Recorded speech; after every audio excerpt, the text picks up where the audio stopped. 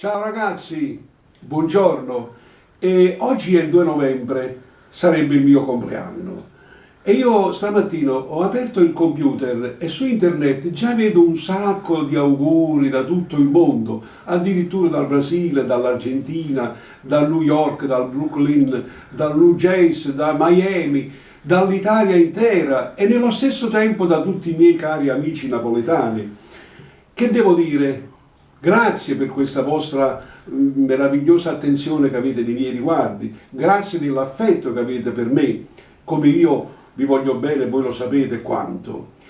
Niente, io vorrei fare uno spettacolo a Napoli in un teatro bello, importante, come per esempio, non so, insomma, il Delle Palma, per esempio, e stiamo cercando di farlo insieme all'Azzurra Spettacoli, che è capitanato dal mio caro amico Giovanni Brignola, e certamente ci riusciremo a fare una cosa molto bella in teatro e certamente sarà una cosa molto molto molto interessante.